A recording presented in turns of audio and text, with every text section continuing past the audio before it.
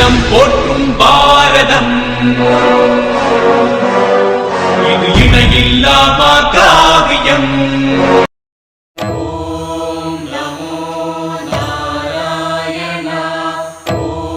வணக்கம் நண்பர்களே, நான் உங்கள் சபாபதி. நம்ம போன பதத்தில், அதாவது அத்தியாயம் 1ல் ஸ்லோகம் 16லேருந்து 18 வரைக்கும் தொடர்ச்சியாக பார்த்தோம். அந்த பதத்தில் என்ன சொல்லியிருந்தாங்கன்னா, பாண்டவர்கள் தரப்பில் யுதிஷ்டன், சகாதேவன், நகுலன், உப பாண்டவர்கள், திரௌபதியின் மகன்கள், காசிராஜன், வெல்ல இயலாத சாத்தகி, திருஷ்டத்யும்னன், சிகண்டி போன்றோர் தங்களுடைய சங்குகளை ஊதியதார்கள், முழங்கினார்கள் என்று கூறினார்கள். அடுத்த பதம் என்ன கூறுகின்றது என்று பதம் 19, ஸ்லோகம் 19. சகஷோ தார்திராஷ்டானா ஹிருதயானி வியதாரயத் நபஷ்ய பிருதிவீன் சைவ துமுனோ அப்னுநாதயன். பல்வேறு சங்குலிகளின் முழக்கம் எதிரொலியாக எழுந்து பூமியும் வானமும் நடுங்குமாறு எதிரொலிக்க திருதராஷ்டரின் மகன்களுடைய இதயங்கள் சிதறி போயின. இங்க பாருங்க, பல்வேறு சங்குலிகள் ஒரே நேரத்துல எழுந்ததால ஆகாயமும் பூமியும் நடுங்கினதாக இந்த பதத்துல குறிப்பிடுறாங்க.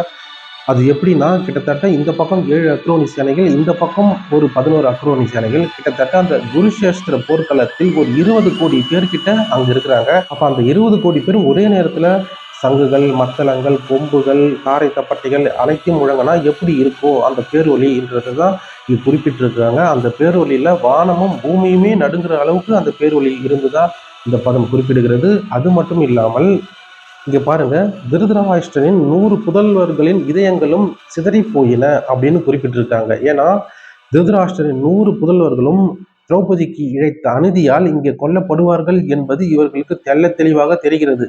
அதனால்தான் துரியோதனன் தரப்பினர் சங்குலியை முழங்கும் போது பாண்டவர்கள் தரப்பில் இந்த மாதிரி இதய சிதறல்கள் பற்றி குறிப்பிடவில்லை. ஆனால் பாண்டவர்கள் தரப்பில் சங்குலியை முழங்கும் போது துரியோதனன் தரப்பின் இதயங்கள் அனைத்தும் சிதறின என்று தெளிவாக குறிப்பிடுகிறார்கள். காரணம், இவர்கள் தர்மத்தின் பக்கம் இருக்கிறார்கள். உயிர் போனாலும் பரவாயில்லை, காரணம் நாங்கள் நியாயத்தின் பக்கம் இருக்கிறோம், அந்த பக்கத்தில் இருந்து போராடுகிறோம், அந்த பக்கத்தில் இருந்து மடிகிறோம் என்ற ஒரு காரணத்துக்காக அவர்களுக்கு பயம் ஏற்படவில்லை.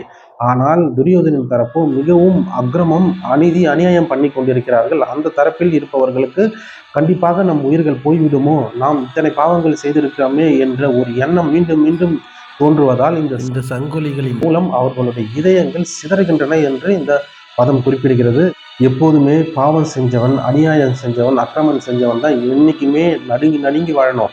தர்மத்தின் வாழ்வதனை சூதுக்கவும், ஆனால் தர்மமே வெல்லும் என்பதை போல தர்மத்தின் பக்கம் இருந்தவர்கள் ஒரு நாளும் பயப்பட்டது கிடையாது. அதேபோல் அவர்களுக்கு தோல்வியும் கிடையாது. ஏனென்றால் அவர்கள் நிற்பதே தர்மம், பகவானின் பக்கத்தில் நிற்கிறார்கள். இப்போ இந்த பதத்துல மேலும் ஒரு விஷயம் சொல்றாங்க பாருங்க.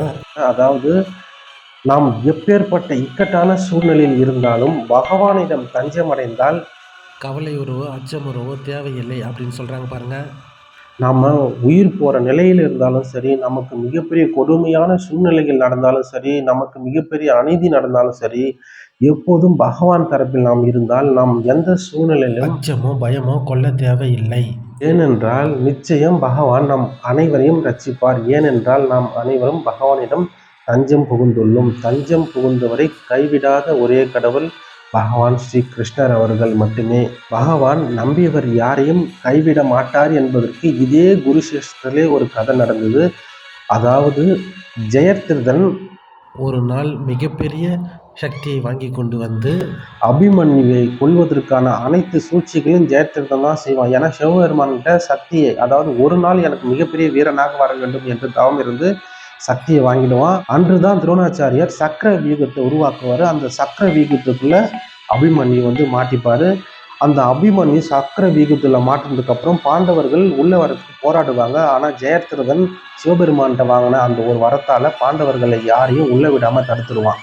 அதனால தான் முக்கியமா அபிமன்யு கொல்லப்பட்டதாக அர்ஜுனன் கிட்ட போய் செய்தி சேரும். அர்ஜுனன் மறுநாள் சொல்லுவாரு, அதாவது நாளை சூரியன் மறைவுக்குள் ஜெயத்ரதனை கொள்வேன், அப்படி கொன்ற பிறகுதான் என் மகனுடைய சிதைக்கு, அதாவது மகனுடைய உடலுக்கு தீ வைப்பேன், இல்லை என்றால் நான் தீக்குழியில் இறங்குவேன் என்று அர்ஜுனன் சபதம் செஞ்சிருவாரு.